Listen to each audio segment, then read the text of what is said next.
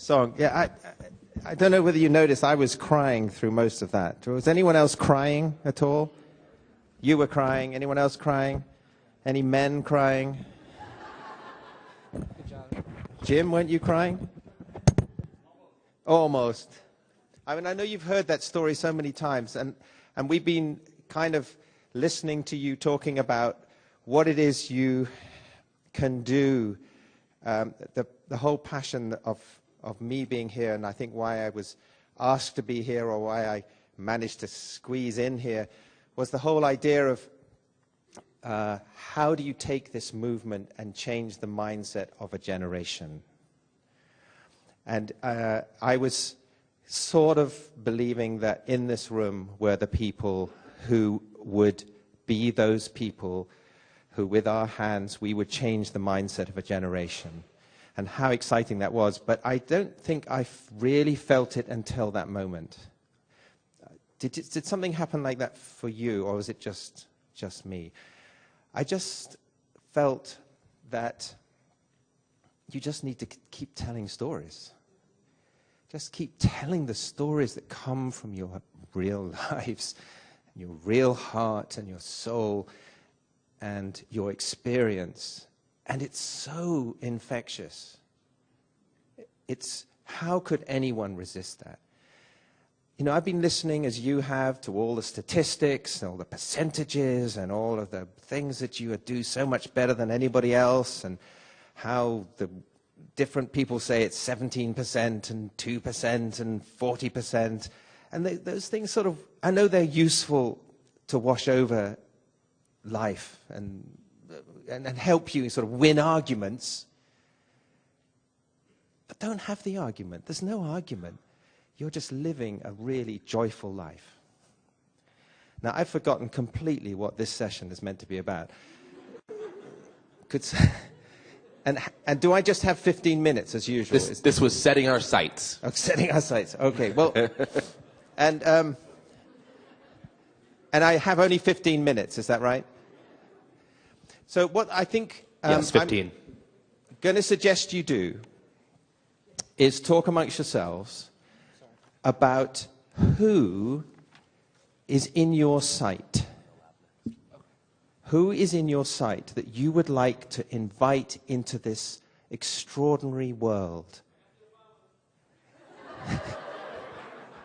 The Obamas. The Obamas have been taken. That's the obvious one, isn't it, really? But think about it. That maybe it's, as you were saying up here under the dreams, it's just my neighbor, or maybe someone in my family, or someone who has always been the worst enemy in my life. And some of the responses to what did it for you have been very moving. Actually seeing, we started writing them up. And I was going to write them up during this last presentation, but I just couldn't resist the power of that story. And so this is the sort of the cycle of how people might change if you engage with them. And I think that if you were to identify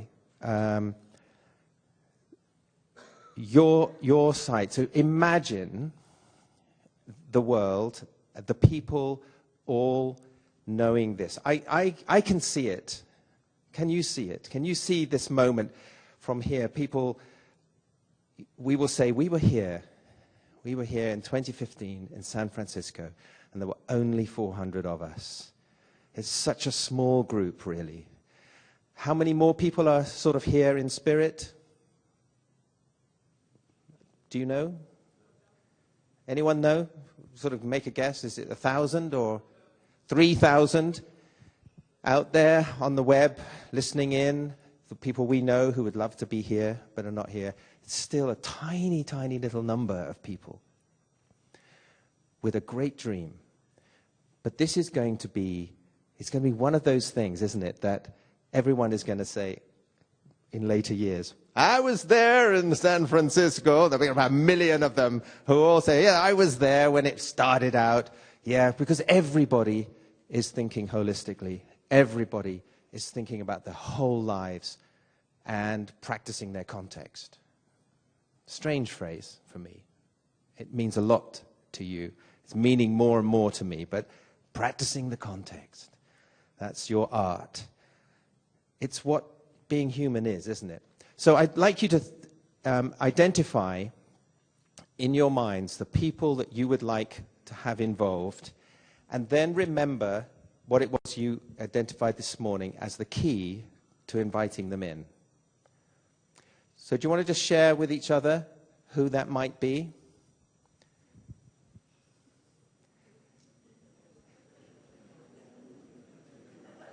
I will say what the end result is in my mind, is that each of us go away from here, and if we do, and we pledge to do something, and in my mind, the key is invite some people to your house and have a conversation. Have a conversation where you ask them about their dreams. And that starts the place where you're inviting people to start without telling them that you're going to teach them holistic management. Don't tell them you're going to do anything. Just listen to them dream about what actually is their holistic context. But I wouldn't say tell them what it is. Just be so interested and fascinated by what they come up with, how we want to live together, how we want to eat, what we want to eat, how we want our communities to be. So that's what I think you should be doing in these groups, is actually thinking, who am I going to put on the guest list? What is the food I'm going to have for them? And how am I going to ask the questions that get them to dream again? And remember their yearning to be connected with each other and actually, eventually, with the soil. Because you have something we are all yearning for. City people like me, we are yearning for this connection to the soil. We don't know how to reach it beneath the concrete. But we yearn for it. And in that yearning, we become part of a new movement. And in some ways, you keep saying start at the soil surface. It's sort of like start at the soul surface. In people's hearts, there's a soul that's yearning for connection with real life. So this moment is for you to make a guest list, a recipe, think about the chairs arrangement, and then pledge to do those conversations. And in every one of our streets around the world, there'll be a little hub. I don't know what to call it. Hublet? I don't know. Come up with a better word than hublet. But each one of us can be a hub that is just asking people to dream again. So that's the job. Are you clear what it is? Come up with your guest list. If you got any way of getting the Obamas there, fantastic. If you can get Brisket there, better. Wouldn't that be great to get Brisket in the room? I don't know him at all, but I've just heard his name. And ask him what his dream is. He's a scientist, I hear, who rebukes holistic management. Ask him about his dreams. Don't ask him about his opinion. Ask him about his dreams. You are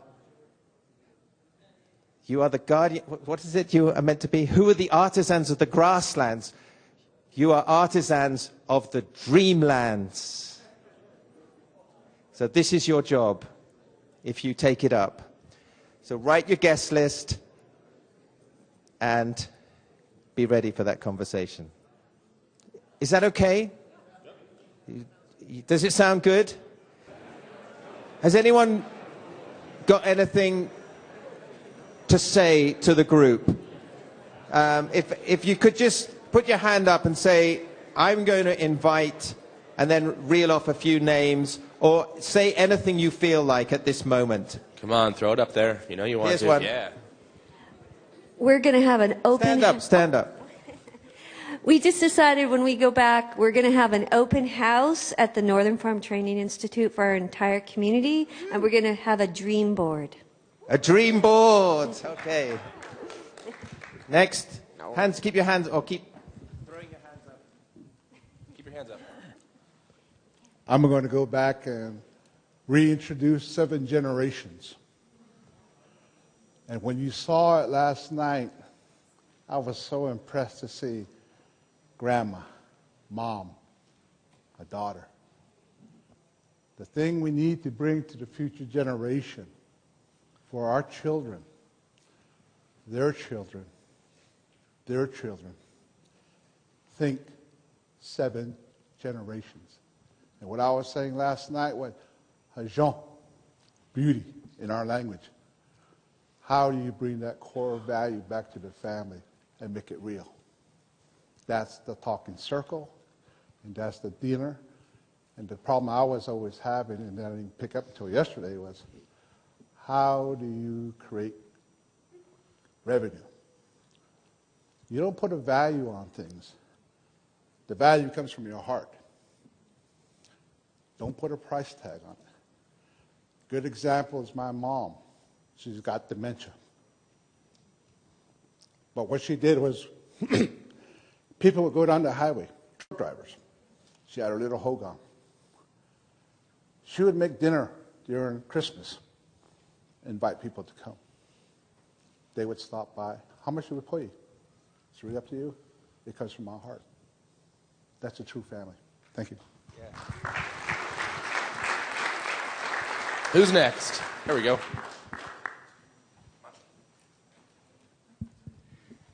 And my background is from churches, relatively fundamentalist, although I've changed considerably, but I still know a lot of people in churches, and I know a lot of them are very interested in the planet. They're interested in people. So what I want to do is set up a presentation to show these people how they can return to the Garden of Eden. They were kicked out. They're going to return because they're going to understand the principles of nature.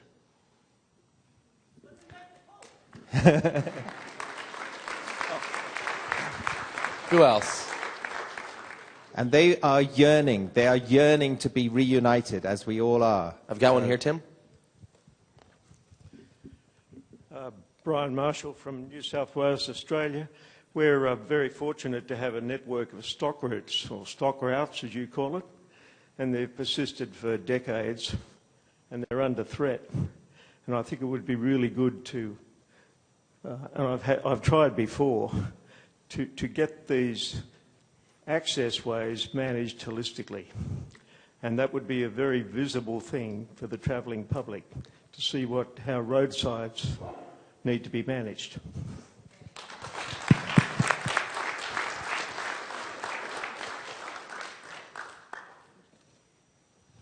I'd like to bring this message to the Grange, the oldest farmer organization in the country, 145 years old. And in California, it's pretty radical, but the National Grange is kind of run by Big Ag. So if you've got a Grange in your area, please join and let's bring this message there.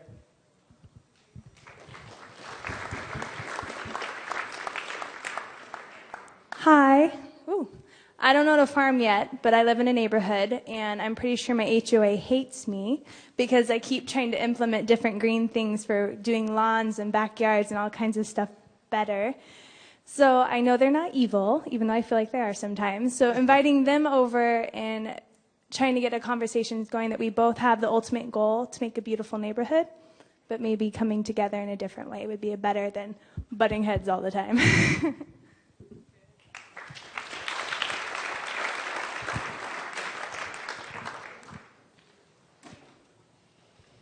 Okay, we're going to invite, we have a little See the Revolution for Kansas here. Brian Welch from Be the Change, he's probably working. Scott Allegrucci from the Land Institute. Jared Stone doesn't live in Kansas, so he can't join us at dinner, but he's at Rock Chalk Jayhawk. He went to school in Kansas, right? Yeah. And Gail Fuller, if you're listening, from Kansas, he'll be here Wednesday for Colin. But we're going to go home and have a dinner party and take what we did here and just brew it there. Awesome. Julie, I thought we were going to get Dave Matthews Band there. We're working on it. It's going to happen. I go to a very radical, progressive college, and there's a lot of environmentalists there that aren't quite thinking this holistically or this thoroughly, and I've been wanting to pull them out onto the school farm and just like make them look at ecosystem processes and say, this is it.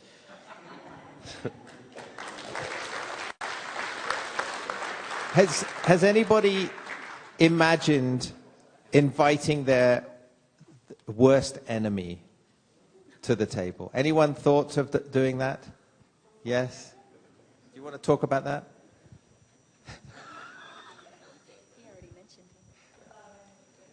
Well, it's just like, I was thinking of my worst enemy. It's nothing in this context at all, but I just can't imagine inviting her to dinner. She's a psychiatrist, and she abused one of my friends as a psychiatrist.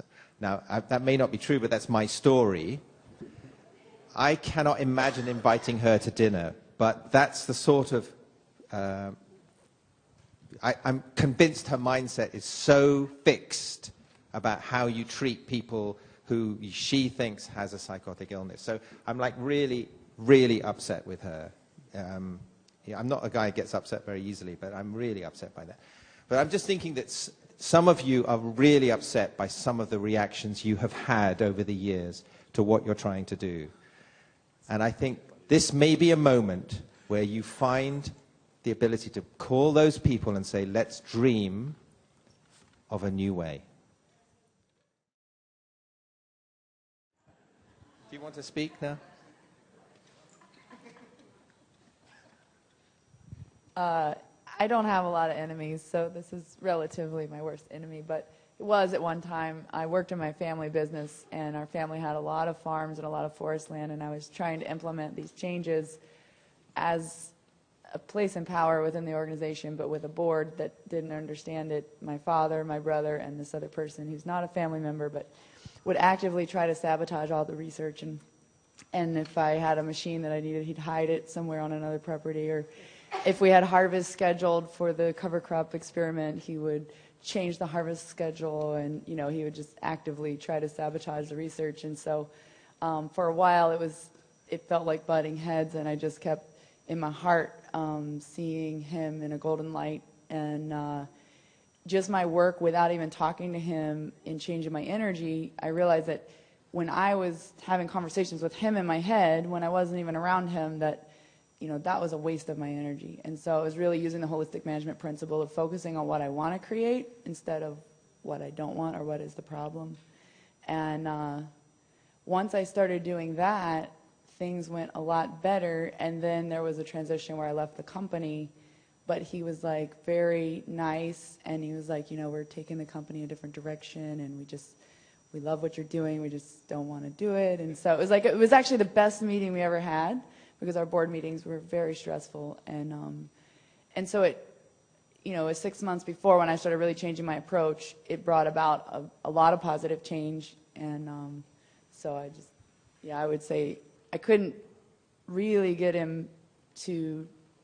I tried to engage the board about what they dreamed, and then I thought, well, if they're not going to come up with a vision, I'll come up with like a generic one, the way that Alan was talking. And once I have something, they'll give their feedback on it, but I wasn't successful in getting them to align with what they dream. And I've asked a lot of people what they dream. We even have it on our company application, like trying to, when I interview people to come join our center, what are your dreams? What do you really want out of life? And I found that sometimes coming at it straight like that, it's almost too startling, because most people never are asked that, and they aren't in a position to really spend a lot of time thinking about that, and maybe they're not in touch with that. And so I'm trying to find different ways of coming at it more softly.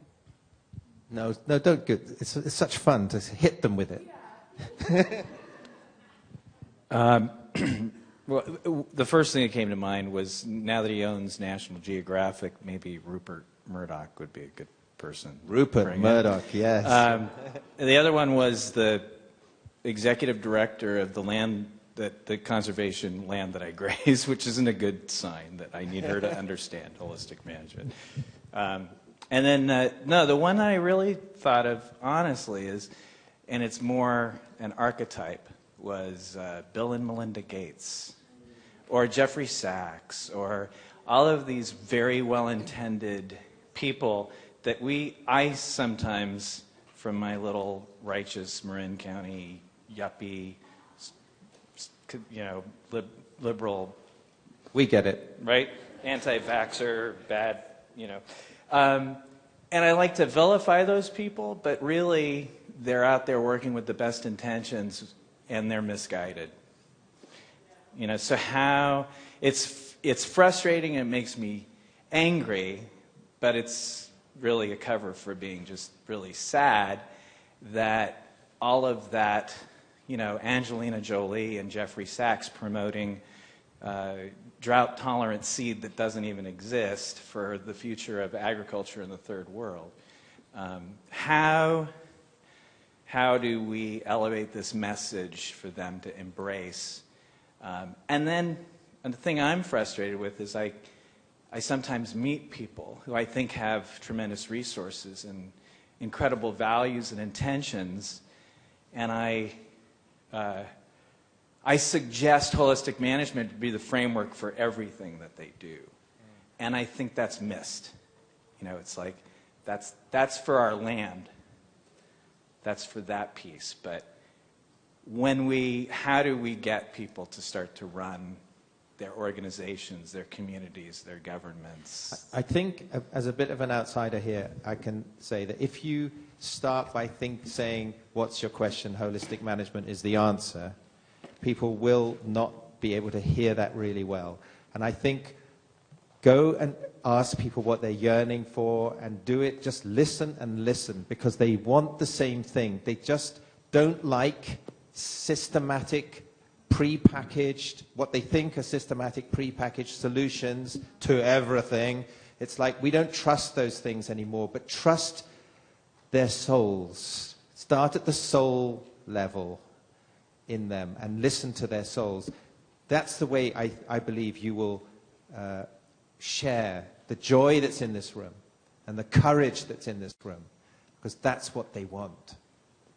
And they will come. They'll realize how brilliant holistic management is. But not if you're looking them in the face. It's a bit like the horse whisperer I was talking about. The best way to get a horse to trust you is to look the other way and trust the horse. And you turn away and you don't keep looking in their eyes, looking, come on, holistic management, you want it. It's like, we know you want it. We don't have to tell you. We just have to kind of look over here. We're having such fun. God, look at the joy in Tony Malmberg. It's just amazing fun. They will come. And all you need to do is invite them for dinner. And listen. And just share your stories. That's my sense. You can take it or leave it. And is it finished time? I think we're ready to move forward. Are Thank we? you. Let's give a round of applause for everyone.